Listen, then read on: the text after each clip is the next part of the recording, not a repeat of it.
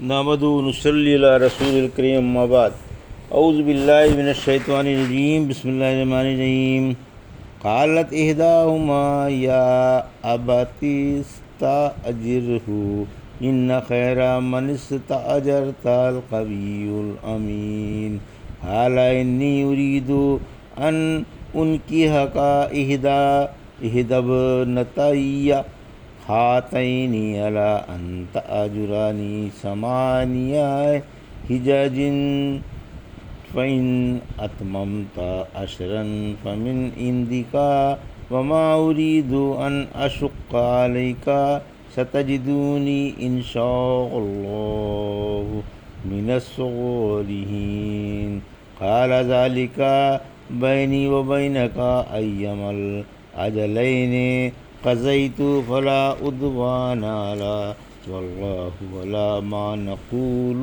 وكيل فلما قضى موسى الأجل وسار بأهله آنس من جانب الطور نارا قال لأهلهم كثوا إني آنست نارا لعلي آتيكم منها بخبر أو جذوة من النار لعلكم تصطلون۔ ابھی آپ نے سورہ قصص کی آیت 26 سے 29 کی تلاوت سماعت فرمائی۔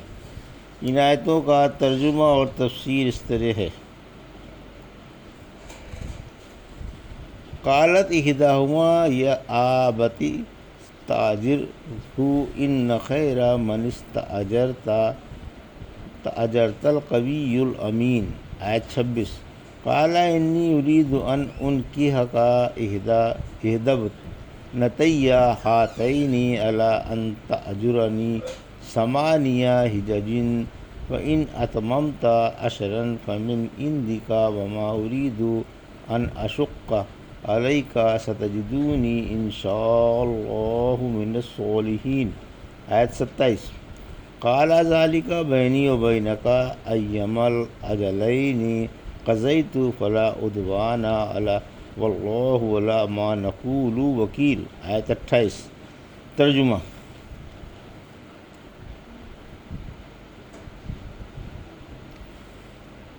دونوں بچیوں میں سے ایک نے کہا کہ ابا جان آپ انہیں مزدوری پر مقرر فرما لیجئے، کیونکہ بہترین مزدور وہ ہوتا ہے جو طاقتور بھی ہو اور امانت دار بھی۔ فرمایا میں ان دونوں بچیوں میں سے کسی ایک کا نکاح تم سے کرنا چاہتا ہوں، بشرط یہ کہ تم 8 سال تک میرے پاس کام کرو۔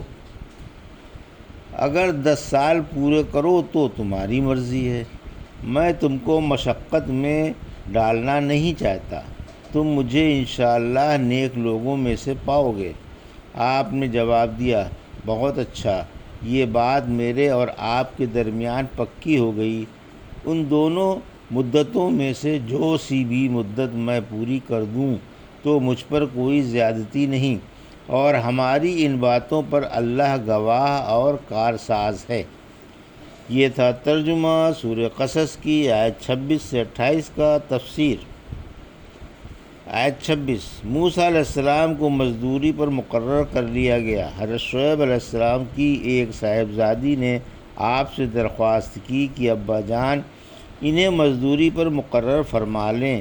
یہ توجہ دلانے والی وہی بچی تھی جو حضرت موسیٰ علیہ السلام کو بلانے گئی تھی۔ انہوں نے اپنے والد سے کہا کہ انہیں بکریاں چرانے پر بطور مزدور کے مقرر فرما لیں۔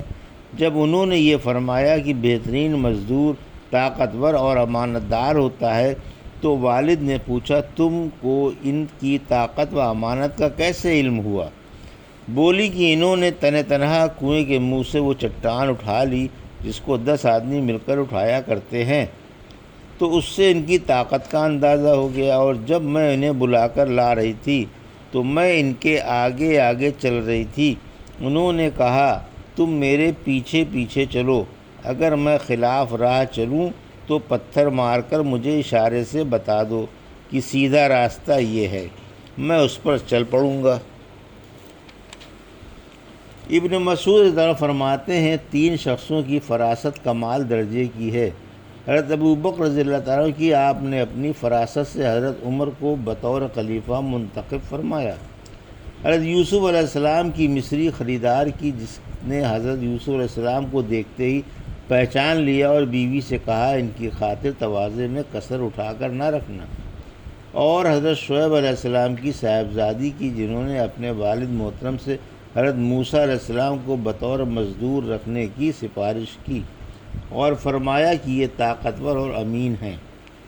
آیت 27۔ ان بزرگ نے حضرت موسیٰ علیہ السلام سے درخواست کی کہ وہ ان کی کم از کم 8 سال تک بکریاں چرائیں۔ میں آپ کی شادی اپنی ان 2 بنوں بچیوں میں سے کسی کے ساتھ کر دوں گا۔ پھر فرمایا بشرط یہ تم 8 سال تک اجرت پر میرا کام کرو، یعنی 8 سال تک میری بکریاں چراؤ، اور اگر بطور حسن سلوک کے 10 سال پورے کر دو تو تمہاری مرضی ہے، ورنہ 8 سال ہی کافی ہیں۔ میں زیادہ تکلیف دینا نہیں چاہتا، برا آدمی نہیں ہوں، انشاءاللہ تم مجھے اچھا اور نیک ہی پاؤ گے۔ آیت 28۔ آپ نے ان سے فرمایا کہ بات تو 8 سال ہی کی طے ہے، لیکن اگر میں اپنی خوشی سے 10 سال آپ کے پاس گزار دوں تو یہ میری مرضی پر موقوف ہے۔ جب میں آپ کے پاس 8 سال کی مدت گزار دوں گا تو اپنی ذمہ داری سے سبکدوش ہو جاؤں گا اور معاملے کی شرط پوری ہو جائے گی۔ پھر فرمایا ان دونوں مدتوں میں سے جو مدت بھی پوری کر لوں مجھ پر کوئی الزام نہیں، حالانکہ 10 سال کی مدت اگرچہ مباح ہے مگر بیرونی دلیل کی روح سے زیادہ ہے۔ حضرت موسیٰ علیہ السلام نے 10 سال کی مدت پوری کی۔ موسیٰ علیہ السلام نے اپنے خسر کے پاس 10 سال گزارے۔ حضرت سعد بن جبیر رضی اللہ تعالیٰ عنہ فرماتے ہیں مجھ سے شہر ہیرا کے ایک یہودی نے پوچھا کہ حضرت موسیٰ علیہ السلام نے کون سی مدت پوری کی؟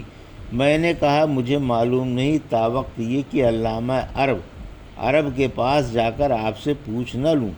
آخرکار میں نے ابن عباس سے آ کر پوچھا تو فرمایا کہ زیادہ اور خوش کر دینے والی مدت پوری کی، کیونکہ اللہ کے رسول صلی اللہ علیہ وسلم جب کوئی بات کہہ دیتے ہیں تو پھر پوری بھی کرتے ہیں۔ ابن عباس کا یہ قول مرفوع بھی آ گیا کہ رسول اللہ صلی اللہ علیہ وسلم نے فرمایا کہ میں نے حضرت جبرائیل علیہ السلام سے پوچھا حضرت موسیٰ علیہ السلام نے کون سی مدت پوری کی؟ فرمایا زیادہ اور کامل مدت۔ یہ روایت ابن جریر اور ابن ابی حاتم کی ہے۔ پھر جب 10 سال پورے ہو گئے اور حضرت موسیٰ حضرت شعیب سے رخصت ہونے لگے تو آپ نے اپنی اہلیہ سے کہا کہ والدہ محترم سے کہو ہمیں گزارے کے لیے کچھ بکریاں دے دیں۔ حضرت شعیب علیہ السلام نے فرمایا میں نے اس سال کی تمام بکریاں تمہیں دے دیں۔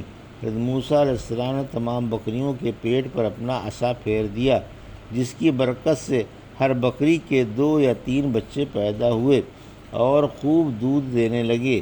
بچے تمام چتکبرے تھے، جن کی نسل اب بھی تلاش کرو تو مل سکتی ہے۔ ایک روایت میں ہے کہ حضرت شعیب علیہ السلام کی تمام بکریاں کالے رنگ کی تھیں۔ اس سال ان کی تمام بچے بڑے بڑے باکھوں والے بے عیب اور زیادہ دودھ دینے والے تھے۔ شاید یہ روایتیں مرفوع نہ ہوں بلکہ انس بن مالک رضی اللہ تعالیٰ کا قول ہے۔ فلما قضى موسى الأجل وسار بأهله آنس من جانب الطور نارا قال لأهله لهم كثوا إني آنست نارا لعلي آتيكم منها بخبر أو جذوة من النار لعلكم تصطلون۔ آیت 29۔ ترجمہ۔ پھر جب موسیٰ علیہ السلام نے وہ مدت پوری کر لی اور آپ اپنی اہلیہ کو لے کر چل پڑے تو آپ نے کوہ طور کی ایک جانب آگ دیکھی۔ اپنی اہلیہ سے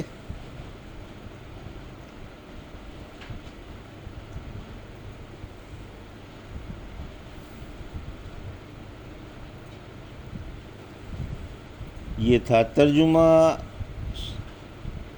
آیت 29 کا تفسیر۔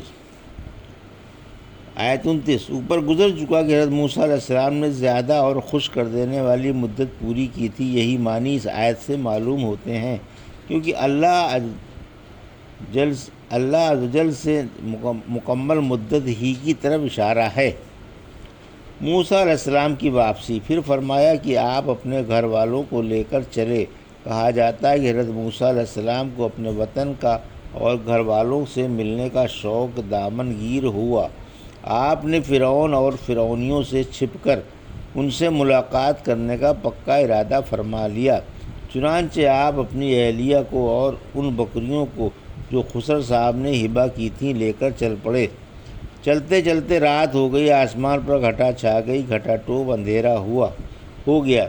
ٹھنڈی رات تھی، اوپر سے بارش بھی ہونے لگی۔ مجبور ہو کر آپ ایک جگہ ٹھہر گئے اور چکماق سے آگ جلانے کی کوشش کرنے لگے، مگر آج چکماق کام ہی نہیں کر رہا تھا۔ آپ کو سخت تعجب ہوا۔ آپ آگ سلگانے کی کوشش کر ہی رہے تھے کہ اچانک آپ کی نگاہ جو اٹھی تو کیا دیکھتے ہیں کہ دور پہاڑ پر آگ روشن ہے۔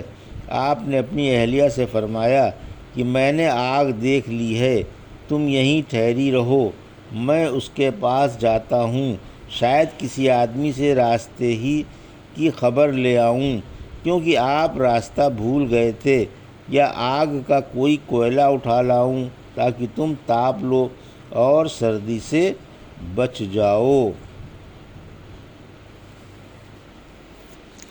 یہ تھا ترجمہ اور تفسیر سورہ قصص کی آیت 26 سے 29 کا، جو ابھی آپ نے سماعت فرمائی۔